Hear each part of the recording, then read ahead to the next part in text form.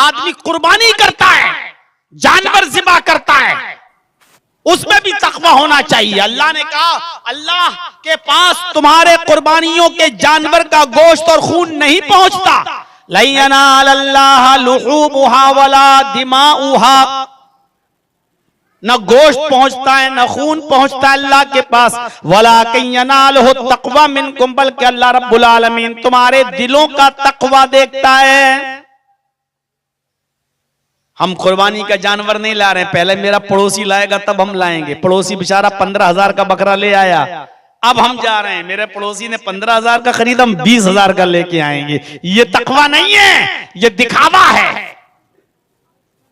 हमने बकरे का फोटो लेकर डाल दिया फेसबुक पर, अब लोग पूछ रहे हैं कमेंट में साहब कितने का बकरा लाए हो, बहुत अच्छा बकरा है। हम बता रहे हैं 20,000 का लाए, 25,000 का लाए। ये तकवा नहीं है। कुर्बानी के अंदर भी तकवा होना चाहिए। कुर्बानी का गोश्त और उसका खून अल्लाह को नहीं पहुंचता, दिलों का तकवा पहुंचता है। इसलिए ये कहना गलत है जो लोग ये कहते हैं अपनी तकरीरों में और जलसों में या मिंबरों पर खड़े होकर कि कयामत के दिन कुर्बानी के जानवर पर बैठकर हमें पुल सिरात क्रॉस करना पड़ेगा। वो पुल सिरात जो बाल से ज्यादा बारीक है और जो तलवार से ज्यादा तेज है, कुर्बानी के जानवर पर बैठकर आदमी पुल सिरात क्रॉस करेगा। ये हदीस मौजू और मनगढ़ंत है, ये हदीस ही नहीं है। अहादीस मौजूआ के नब्बास हाफिज अहमद इब्न हजर अस्कलानी ने लिखा है कि ये मौजू और मनगढ़ंत रिवायत है। एक आदमी 80 साल तक जिंदा रहा, 35 साल के बाद या 40 साल के बाद उसने कुर्बानियां शुरू की। उसने कभी मेंढा ज़िबा किया, कभी बकरा ज़िबा किया, कभी गाय ज़िबा की, कभी कोई और जानवर ज़िबा किया। 30-35 साल में वो अलग अलग किस्म के जानवर ज़िबा करता रहा। तो मुझे बताइए कि वो कौन से जानवर पर बैठकर वो पुल सिरात को क्रॉस करेगा? कौन से जानवर पर बैठकर पुल सिरात क्रॉस करेगा? एक गाय में तो 7-7 हिस्से होते हैं, 7 लोगों की तरफ से एक जानवर ज़िबा किया जाता है। तो कौन 7 आदमी और कौन सी कुर्बानी पर बैठेंगे, इस साल की या इससे पहले वाली या आने वाली? इसलिए मेरे भाइयों, जो चीज हमारी अकल में नहीं आ रही है, हदीस मौजूआ के नब्बास अहमद इब्न हजर अस्कलानी ने कहा है कि यह मौजू और मनगढ़ंत है। ऐसी बातों पर यकीन नहीं करना चाहिए। कुर्बानी जो है उसके अंदर भी तकवा होना चाहिए। हर इबादत के अंदर तकवा है। आप अगर किसी को अल्लाह की राह में खर्च भी कर रहे हैं तो उसमें भी तकवा होना चाहिए। कयामत के दिन एक अमीर और दौलतमंद आदमी को बुलाया जाएगा, उससे पूछेगा अल्लाह मैंने तुझे दौलत से नवाजा था, पैसों से नवाजा था, अमीरी से नवाजा था, बता तूने क्या किया? वो कहेगा अल्लाह मैंने तेरी राह में बहुत सदका किया, तेरी राह में खैरात किया, गरीबों की मदद की। अल्लाह कहेगा कज़ब्ता, ओ मेरे बंदे तू झूठ बोल रहा है, ओ मेरे बंदे तू झूठा है, तूने मेरी राह में सदका नहीं किया, मेरी राह में खर्च नहीं किया। तू तो इसलिए गरीबों में मिस्कीनों में सदका करता था ताकि लोग तुझे बहुत बड़ा खर्चा करने वाला कहें, लोग तुझे बहुत बड़ा ज़कात निकालने वाला कहें, लोग तुझे बहुत बड़ा दानी कहें। इसलिए तूने लोगों को दिखाने के लिए दान दिया, खैरात किया। नहीं, तूने अल्लाह के लिए नहीं दिया। फरिश्तों इसको जहन्नम में फेंक दो। एक शहीद को बुलाया जाएगा जिसने अपनी जान का नजराना दिया होगा।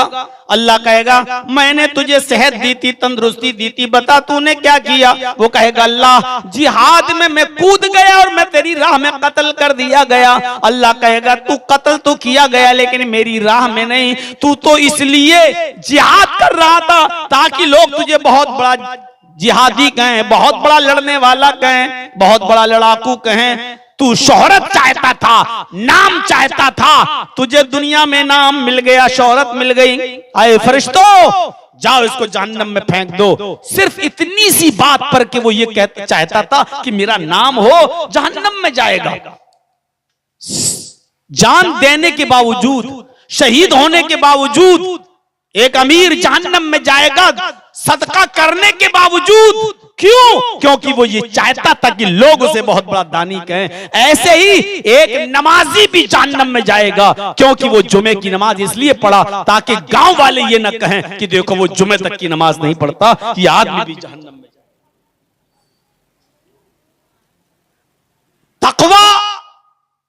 खौफ और डर वैसा होना चाहिए जैसा अल्लाह मुतालबा कर रहा है।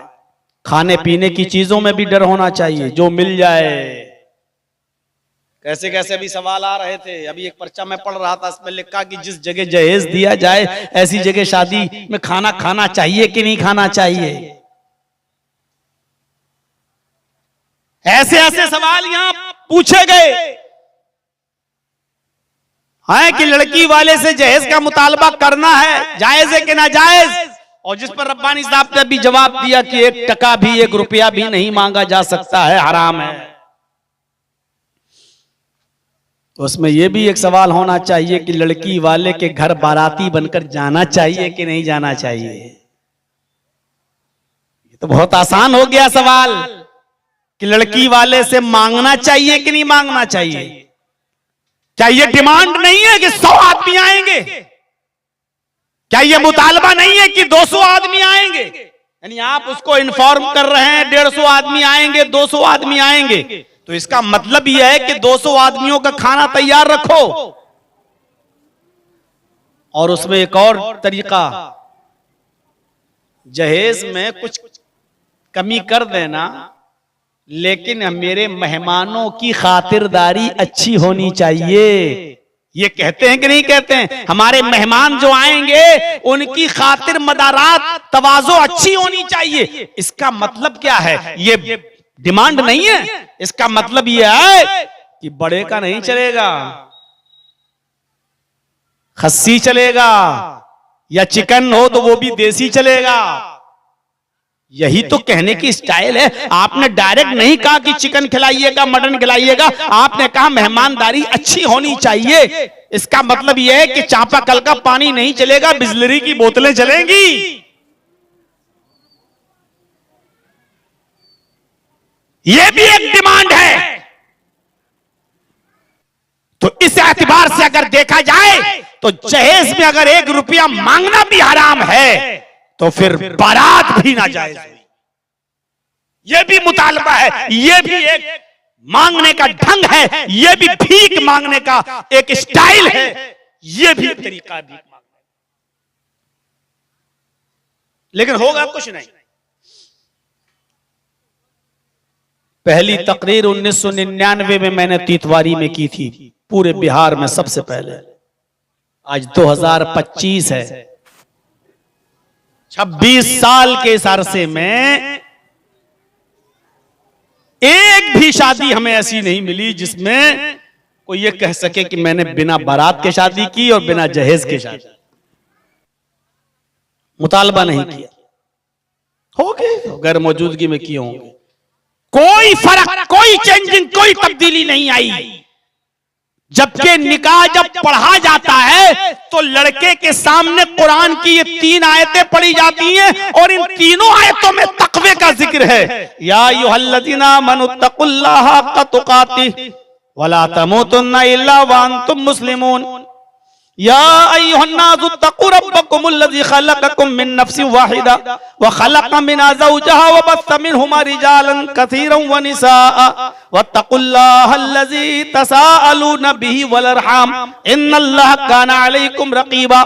तीसरी आयत, या अय्युहल्लज़ीना आमनुत्तक़ुल्लाह व क़ूलू क़ौलन सदीदा युस्लिह लकुम अअमालकुम व यग़फ़िर लकुम ज़ुनूबकुम व मन युतिइल्लाह व रसूलहु फ़क़द फ़ाज़ फ़ौज़न अज़ीमा। ये 3 आयतें पढ़ी जाती हैं और तीनों आयतों में तक़वा घुसा हुआ है, इंटर है तक़वा। उसके हर तीनों आयतों के अंदर यही कहा गया, अल्लाह से डरो, अल्लाह से डरो। यानी अल्लाह के इस कलमे के जरिए तुमने दूसरे की बेटी को, दूसरे की बहन को अपनी पर हलाल किया है, इसलिए पूरी जिंदगी तक़वे से भरी हुई होनी चाहिए। लेकिन जहां ये आयतें पढ़ी जा रही हैं उसी जगह पर बाराती मौजूद हैं, उसी जगह पर चोर मौजूद हैं, उसी जगह पर डकैत मौजूद हैं जो लड़की वाले के घर डाका डाल रहे हैं।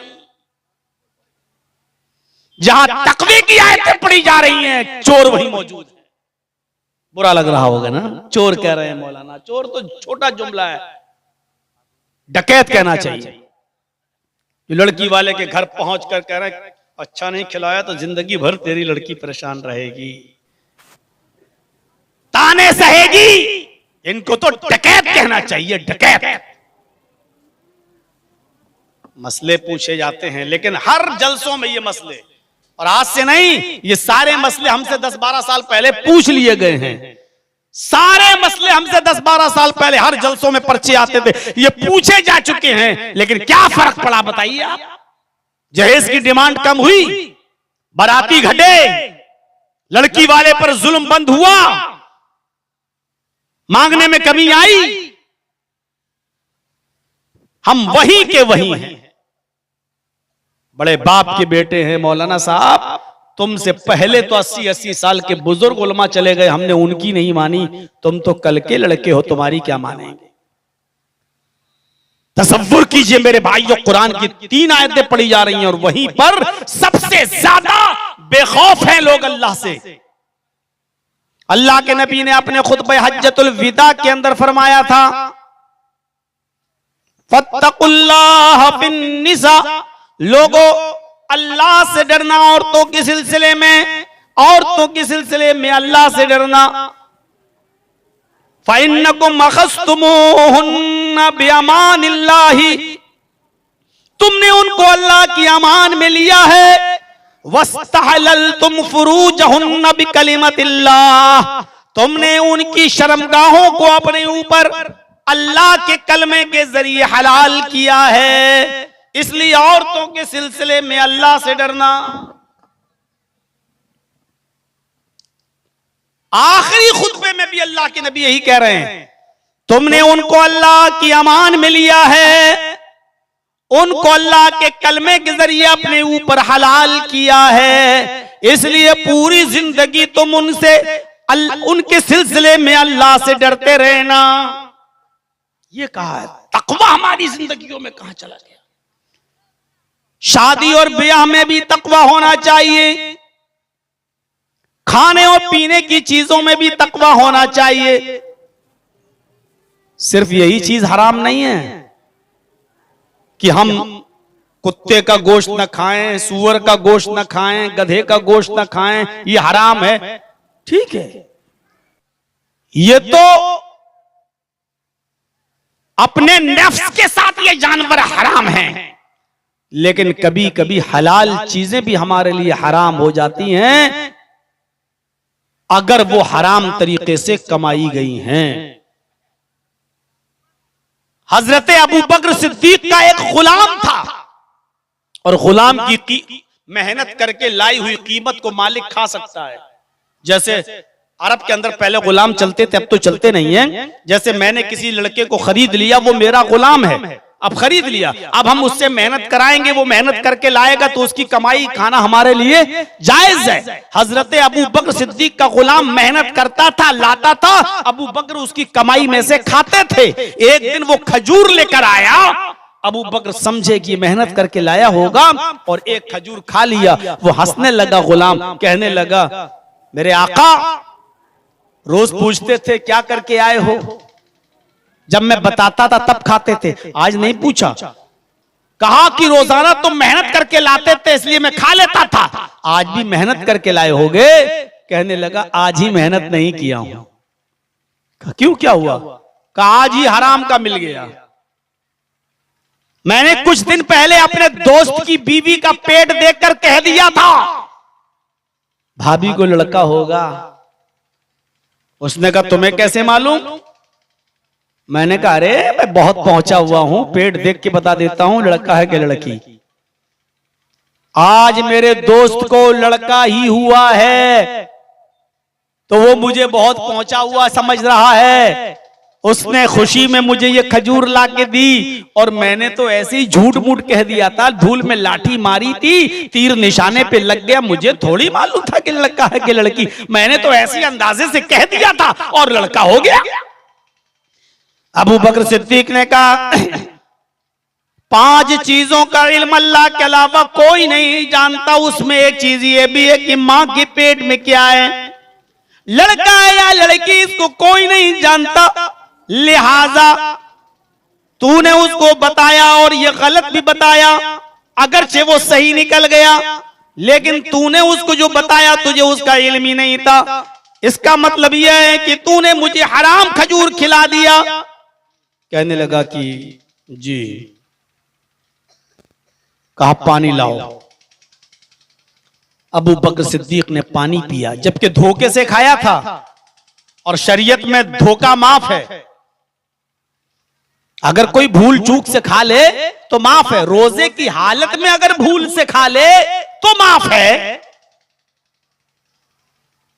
तो हजरत अबू बकर ने भूल से खा लिया, लेकिन इसके बावजूद कहा पानी लाओ। जी बिल्मा, पानी लाओ। पानी लाया गया। अबू बकर सिद्दीक पानी पीते हैं और पानी पीने के बाद उंगली हलक में डालते हैं और कै करते हैं, थोड़ा खजूर निकलता है। फिर पानी पीते हैं, फिर कै करते हैं, थोड़ा खजूर फिर निकलता है। फिर पानी पीते हैं, फिर कै करते हैं, फिर खजूर निकलता है।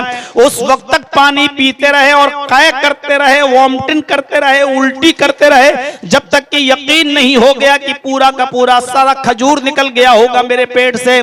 जब सारा खजूर निकल गया तब कहा कि हराम का जब कोई एक लुकमा खाता है तो अल्लाह उसके दिल पर ब्लैक पॉइंट बना देता है, स्याह नुक्ता उसके दिल पर रख देता है। अगर वो तौबा कर ले तो अल्लाह उस ब्लैक पॉइंट को मिटा देता है, उसको डिस्ट्रॉय कर देता है। और अगर वो तौबा नहीं करता तो वही नुक्ता फैलते फैलते फैलते फैलते वही पॉइंट बढ़ते बढ़ते पूरे दिल को काला कर देता है। और जब इंसान का पूरा दिल काला हो जाता है तो फिर उसको परवाह नहीं होती कि ये पैसा मेरे पास कहां से आ रहा है, कहां जा रहा है। उसके दिल से ये एहसास, सोचने और समझने की शक्ति छीन ली जाती है। वो ये तसव्वुर नहीं करता कि कहां से आ रहा। आने दो, आने दो। ना पैसा कमाने में ना खर्च करने में। आज चुनावी लीडरों को देख लो, 1-1 करोड़ रुपए देके तो टिकट खरीदते हैं और फिर जीतने के लिए भी पैसा खर्च करते हैं। 15-15 कैंडिडेट एक इलाके से खड़े हो जाते हैं, एक ही तो जीतता है। बकिया सब लोगों ने जो लाखों करोड़ों रुपया बेकार किया। अल्लाह अगर नाजायज तरीके से कमाओगे तो नाजायज जगहों पर खर्च भी कराएगा। अल्लाह रब्बुल आलमीन वो देने पर कादिर है तो छीनने पर भी कादिर है। मेरे भाइयों तसव्वुर करें आप, अबू बकर सिद्दीक ने खजूर खाया था। खजूर तो हलाल था ना, लेकिन तरीका कमा कर लाने का गलत था, इसलिए वो खजूर भी हराम हो गया। अबू बकर सिद्दीक ने उसको भी कै करके निकाल दिया, उसको भी कै करके निकाल दिया। हजरत अबू मूसा अशरी ने जो उनको हिस्सा मिला था बैतुल माल से, उसमें एक बहुत खूबसूरत ओढ़नी थी, बहुत खूबसूरत दुपट्टा था। हजरत अबू मूसा अशरी उस बैतुल माल के कैशियर थे, उनके हिस्से में ये दुपट्टा, ये ओढ़नी आ गई, बहुत खूबसूरत ओढ़नी। अब वो कहने लगे कि मेरे पास तो बीवी भी नहीं है, मेरे पास बेटी भी नहीं है, तो मैं इस ओढ़नी का क्या करूंगा। अबू मूसा अशरी ने वो दुपट्टा, वो ओढ़नी हजरत उमर फारूक की बीवी को गिफ्ट दे दिया। उमर फारूक की बीवी को गिफ्ट कर दिया कि आप अमीरुल मोमिनीन की बीवी हैं, आप ये ले लीजिए। मेरे पास मेरी बीवी होती तो मैं उसको दे देता, लेकिन मेरी बीवी इंतकाल कर गई और मेरी बेटी भी नहीं है, इसलिए मैं इस दुपट्टे का क्या करूंगा, आप ले लीजिए तोहफे में, मैं आपको दे रहा हूं। हजरत अबू मूसा अशरी ने गिफ्ट के तौर पर उमर फारूक की बीवी को वो ओढ़नी दे दी गिफ्ट में। जायज है गिफ्ट देना, तोहफा देना लेना जायज। मेरे भाइयों, हजरत उमर जब घर में घुसे तो उनकी बीवी ने वो ओढ़नी ओढ़ ली। आज मेरे शौहर मुझे इस कपड़े में देखेंगे, इस दुपट्टे में देखेंगे तो बड़े खुश होंगे। देखिए, शौहरों के लिए बनती थी, संवरती थी। आजकल की औरतें तो शादियों में जाके गैरों के लिए बनो संवर के जाती हैं, घर में रहेंगी चुड़ैल बनकर और बाहर जाएंगी हेमा मालिनी की अम्मा बनकर। शौहर देख ले तो और बाहर सब देखें, और जो लड़के देखते नहीं हैं और नजर ना उठाएं तो घर पे आके आईने में खड़ी होती, क्या बात है आज मुझे लोगों ने देखा क्यों नहीं है, कुछ कमी तो नहीं है। ये आज की औरतों की सोच है। आज की औरतों की सोच। ओढ़नी तोहफे में मिली। उमर फारूक की बीवी को जब ओढ़नी मिली तो उन्होंने ओढ़ लिया। आज मेरे शौहर खुश होंगे। हजरत उमर जब घर में घुसे, अपनी बीवी को नई ओढ़नी ओढ़े हुए देखा, खूबसूरत ओढ़नी ओढ़े हुए देखा, तो पूछा, ये ओढ़नी तुम्हें किसने दी, कहां से आई? मेरी तनख्वाह तो इतनी है नहीं कि मैं इतनी महंगी ओढ़नी खरीद कर तुम्हें दे सकूं, ये तुम्हारे पास ओढ़नी कहां से आई? हजरत उमर फारूक की बीवी ने जवाब दिया, मेरे प्यारे शौहर, आपने खरीद कर नहीं दी तो क्या हुआ? अबू मूसा अशरी ने मुझे बतौर एक गिफ्ट दी है। गिफ्ट देना लेना तो जायज है, अगर उन्होंने गिफ्ट में मुझे दे दी तो क्या बुरा किया? उनकी बीवी नहीं है, इंतकाल हो गया और उनके पास कोई बेटी भी नहीं है, उन्होंने अगर मुझे दे दिया तो क्या हो गया?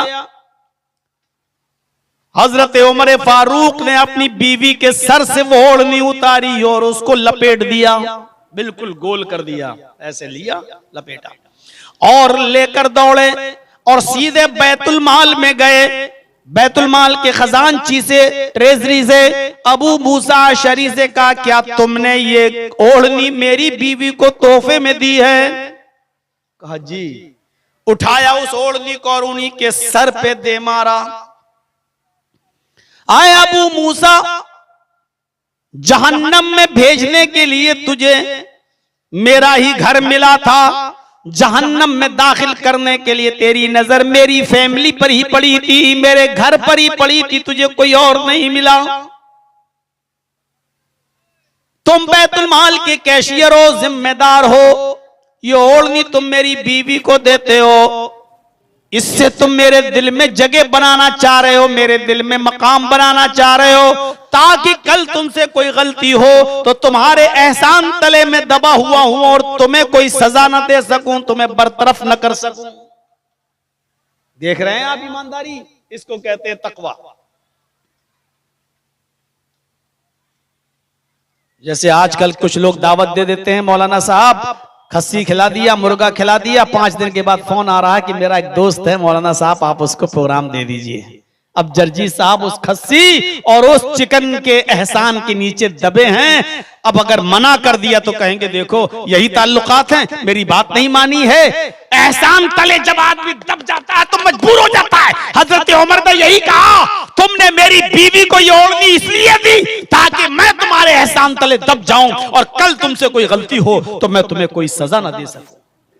उठाओ ये ओढ़नी, रखो अपने पास और याद रखना, अगर कल तुमसे भी कोई गलती होगी तो मैं तुम्हें डबल सजा दूंगा, क्योंकि जिम्मेदारों को मैं डबल सजा देता हूं। ये था तकवा। हजरत अली ईद के दिन सुबह गुस्ल करके जब बाहर निकले तो क्या देखते हैं कि उनकी बीवी फातिमा, हजरत अली की बीवी फातिमा अपने गले में सोने का हार पहन रही हैं। हजरत अली ने पूछा कि फातिमा ये हार तुम्हारे पास कहां से आया? मैंने तो तुम्हें ये हार नहीं दिया।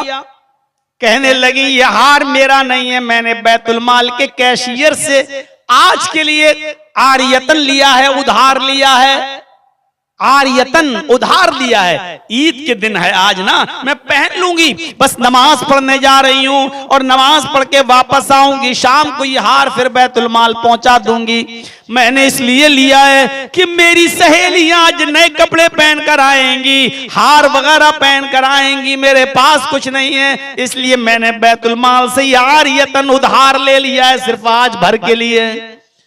हजरत अली ने बैतुल माल के कैशियर को डांटते हुए कहा कि यह हार तमाम मुसलमानों की अमानत है, तुमने मेरी इजाजत के बगैर यह हार कैसे दे दिया है? तुमने मुसलमानों से इजाजत ली इस हार को देने की? का नहीं, अपनी बीवी के गले से वो हार उतारा और उस हार को बैतुल माल में जमा कर दिया। फरमाया, आए मेरी बीवी, जरूरी नहीं कि ईद की नमाज पढ़ने जो औरतें आ रही हैं सबके सब सोने के जेवर पहने हो और सबके सब नए कपड़े पहने हो, हमें तुम्हें पुराने कपड़ों में देखना गवारा कर लूंगा, बगैर जेवर के तुम्हारा ईद का नमाज पढ़ लेना गवारा कर लूंगा, लेकिन बैतुल माल से कोई चीज बगैर मुसलमानों की इजाजत के देना मैं गवारा नहीं करूंगा। ये तकवा था उनकी जिंदगी के अंदर। आज ये तकवा हमारी जिंदगियों के अंदर से खत्म हो चुका है, मफकूद हो चुका है। कहां रहा तकवा आज हमारे अंदर?